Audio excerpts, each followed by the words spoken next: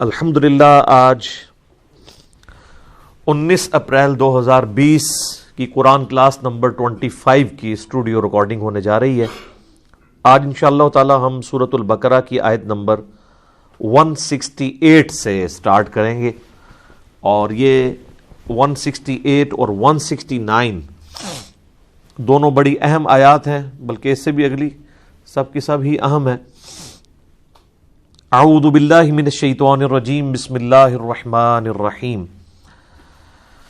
یا ایھا الناس کلوا مما فی الارض حلالا طیبا، اے انسانوں کھاؤ اس میں سے جو زمین میں حلال اور پاکیزہ مال ہے۔ ولا تتبعوا خطوات الشیطان، اور مت پیروی کرو شیطان کے راستوں کی۔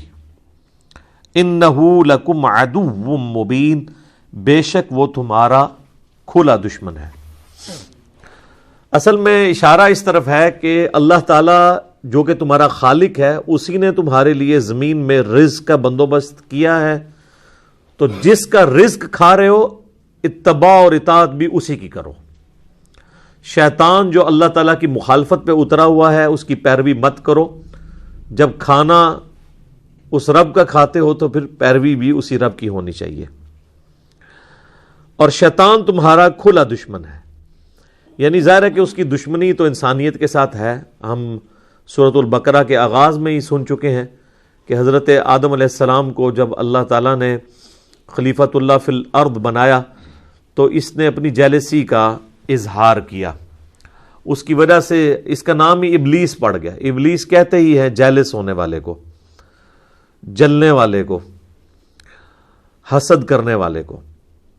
تو اللہ تعالیٰ فرما رہا ہے وہ تمہارا کھلا دشمن ہے۔ ویسے تو خیر وہ چھپا ہوا ہے، سامنے نظر نہیں آتا، لیکن اس کی دشمنی بڑی کھلی ہے۔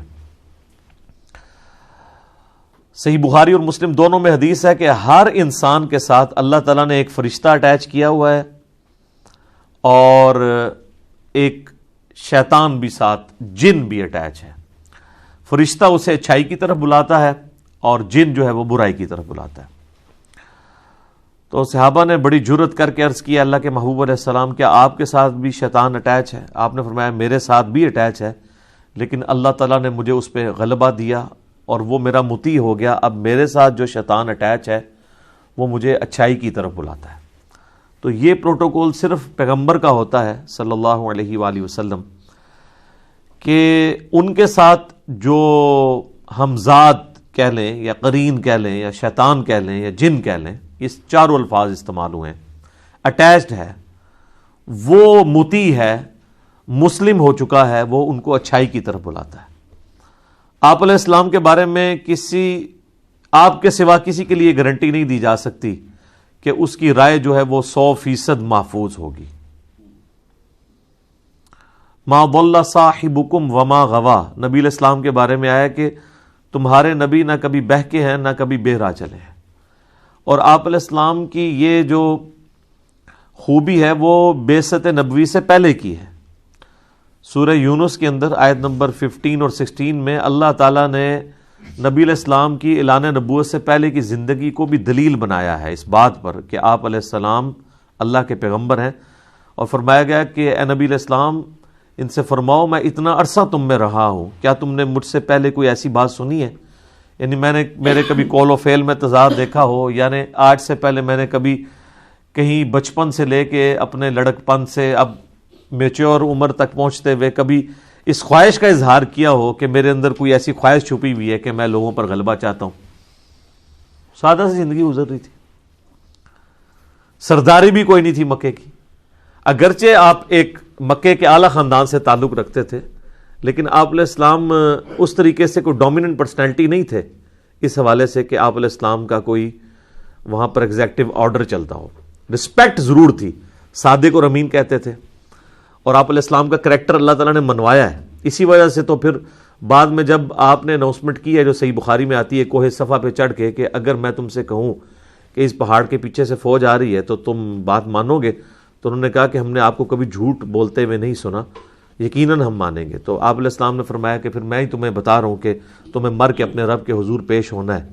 یعنی جس طرح اس کا ڈر ہے نا کہ کوئی فوج حملہ آور ہو جائے گی، تو سب سے بڑا جو ڈر ہے، جو لٹکتی ہوئی تلوار ہے، وہ تو موت اور آخرت میں اللہ کے حضور جواب دہی ہے. تو یہ بھی میں تمہیں بتا رہا ہوں. تو سارے کے سارا مجمع چھٹ گیا سوائے چند لوگوں کے، اور انہوں نے بھی کرٹسی میں بات سن لی. ماننے والے تو وہی 2-4 بندے ہی تھے. تو شیطان تمہارا کھلا دشمن ہے، اس کی دشمنی عیاں ہے. امام غزالی نے ایک بڑی پوائنٹ کی بات لکھی ہے کہ میں سعادت کے اندر، منہاج العابدین میں، بلکہ آلموسٹ ساری کتابوں میں وہ اس بات کو ہائی لائٹ کرتے ہیں کہ شیطان اللہ کا چھوڑا ہوا کتا ہے، اور یہ ایسا خطرناک کتا ہے کہ اس سے بچنے کے لیے اس کے مالک کی پناہ لی جائے تو بچت ہو سکتی ہے، ادروائز کوئی بڑے سے بڑا شخص بھی اس کے شر سے بچ نہیں سکتا. تو اس کتے کا مالک کون ہے؟ اللہ.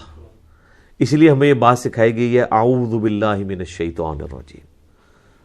حتیٰ کہ آپ دیکھیں کہ سورۃ النحل میں آتا ہے کہ جب قرآن بھی کھولو نا، تو قرآن کھولنے سے، قرآن پڑھنے سے پہلے، قرآن کھولتے ہوئے تم نے اللہ تعالیٰ سے پناہ مانگ لینی ہے شیطان کے اگینسٹ.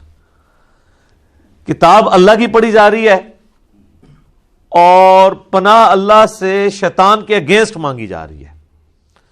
یعنی قرآن پڑھنا بھی کسی شخص کے لیے گمراہی کا باعث ہو سکتا ہے اگر وہ صحیح نیت سے نہیں بیٹھا ہوا.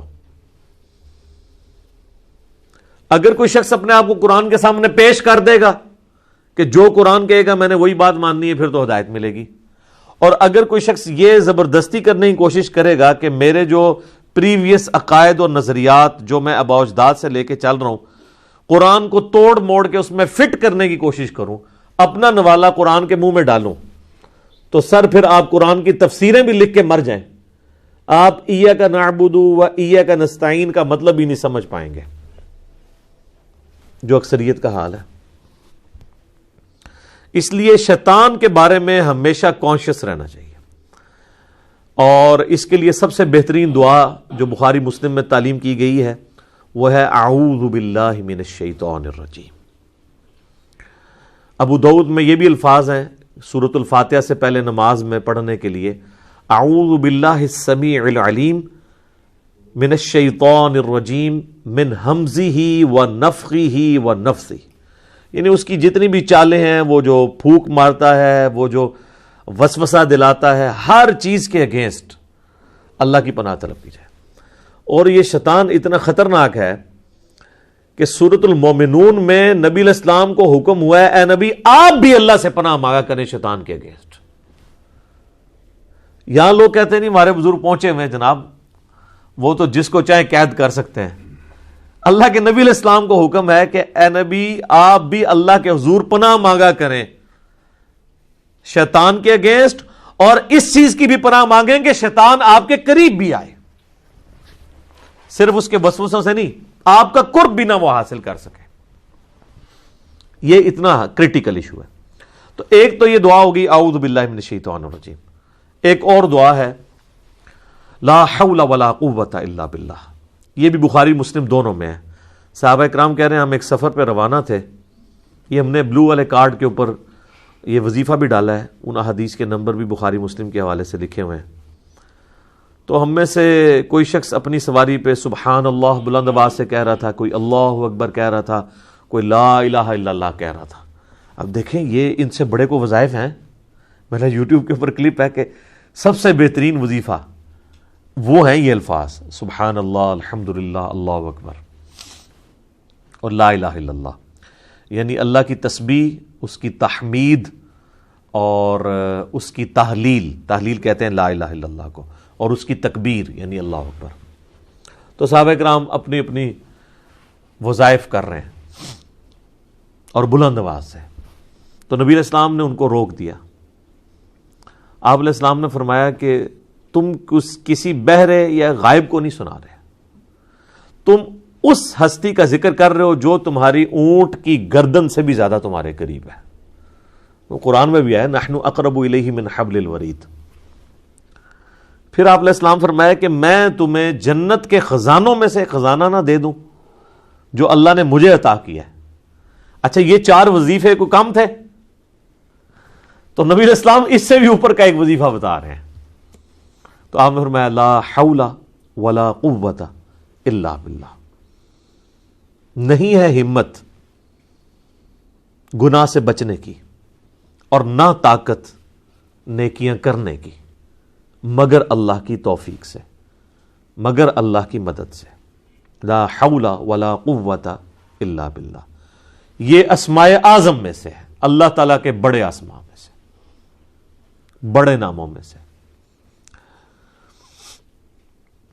اور جو ابو داؤد میں اور ترمذی میں صلاۃ التسبیح والی حدیث ہے، اس میں یہی کلمہ 300 دفعہ پڑھا جاتا ہے، سبحان اللہ والحمد للہ ولا الہ الا اللہ واللہ اکبر. یہ 4 کلمات. بعض لوگوں نے اس میں ولا حول ولا قوت الا باللہ ایڈ کیا، وہ صلاۃ التسبیح میں تو نہیں آتا لیکن الگ سے ضرور ہے. صحیح بخاری میں ہے کہ نبی علیہ السلام جب بھی رات کو آپ کی آنکھ کھلتی تھی تو آپ پڑھتے تھے لا الہ الا اللہ وحدہ لا شریک لہ لہ الملک ولہ الحمد وہو علی کل شیء قدیر سبحان اللہ والحمد للہ ولا الہ الا اللہ واللہ اکبر ولا حول ولا قوت الا باللہ. اور ابن ماجہ میں آتا ہے الا باللہ العلی العظیم، جو میرا ایک کلپ بھی ہے 6 کلموں کا ثبوت. ان میں سے 4 ثابت ہیں، باقی 2 علماء کے بنائے ہوئے، تو 4 کلموں کا ثبوت ہے. تو یہ تیسرا کلمہ جسے ہم کہتے ہیں یہ بھی ثابت ہے. تو وہاں پہ بھی لا حول ولا قوت الا باللہ آتا ہے. تو یہ صبح و شام کے وظائف میں بھی اسے کرتے رہنا چاہیے، اور اس نیت کے ساتھ کہ آپ اللہ تعالیٰ کی پناہ حاصل کر رہے ہیں شیطان کے اگینسٹ.